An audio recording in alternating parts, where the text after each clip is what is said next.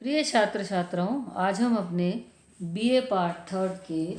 दूसरे पेपर आधुनिक यूरोप के इतिहास के अंतर्गत यूरोप में धर्म सुधार आंदोलन के बारे में बात करेंगे। धर्म सुधार आंदोलन यूरोप में 16वीं शताब्दी के अंदर आरंभ हुआ। 14वीं शताब्दी में यूरोप में जो पुनर्जागरण हुआ, उस पुनर्जागरण ने यूरोप के समस्त क्षेत्रों को प्रभावित किया, चाहे वह सामाजिक व्यवस्था हो, राजनीतिक व्यवस्था हो, आर्थिक व्यवस्था हो। उसने धार्मिक अवस्था को भी, धार्मिक जो व्यवस्थाएं हैं उनको भी संशोधित करने के लिए जागृत किया। 16वीं शताब्दी से पहले यूरोप में ईसाई धर्म और चर्च दोनों का ही पूरे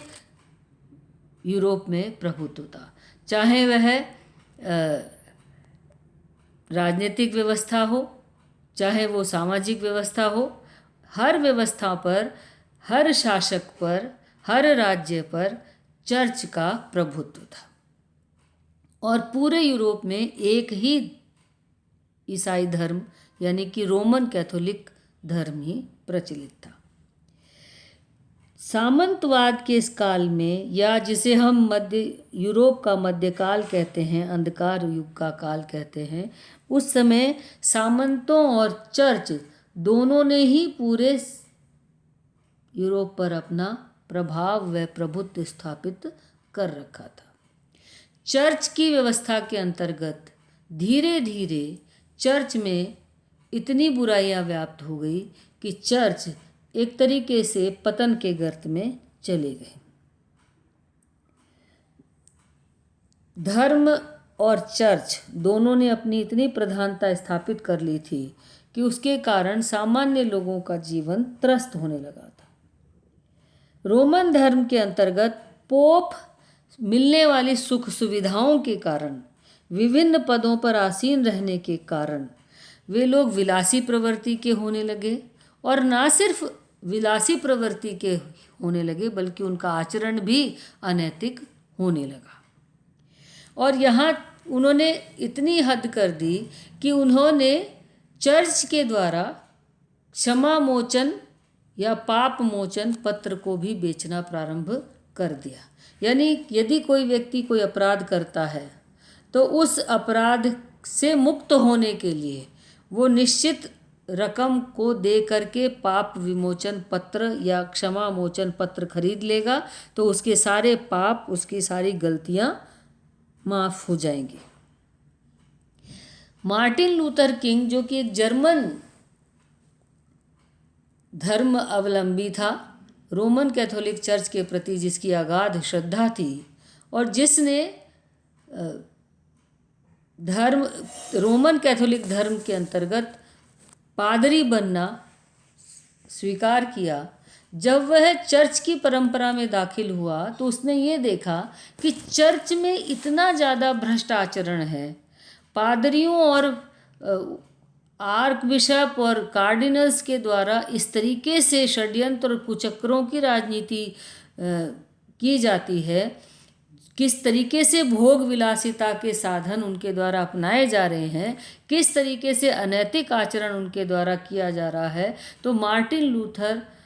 जो था, वह लूथर ने इसका विरोध किया, और क्योंकि उसने प्रोटेस्ट किया था और प्रोटेस्ट करने के नाते उसने रोमन भाषा में लिखी हुई बाइबल को, जिसे कि ओल्ड टेस्टामेंट भी कहा जाता है, उसका जर्मन भाषा में अनुवाद किया, जिसे न्यू टेस्टामेंट कहा जाता है। और इस तरीके से रोमन भाषा के अतिरिक्त अन्य भाषाओं में बाइबल का अनुवाद किया जाना प्रारंभ किया गया, जिससे आम लोगों को बाइबल समझ में आ सके और पोप और पादरियों के चक्र से ईसाइयों को निकाला जा सके। तो इस तरीके से प्रोटेस्ट करने के कारण इस जो उनके द्वारा आंदोलन प्रारंभ किया गया उसको प्रोटेस्टेंट आंदोलन कहा गया, और उनके द्वारा जो धर्म का स्वरूप स्थापित किया गया उसको प्रोटेस्टेंट चर्च कहा गया। पुनर्जागरण के कारण धीरे धीरे सामंतवादी प्रवृत्तियाँ समाप्त होने लगी,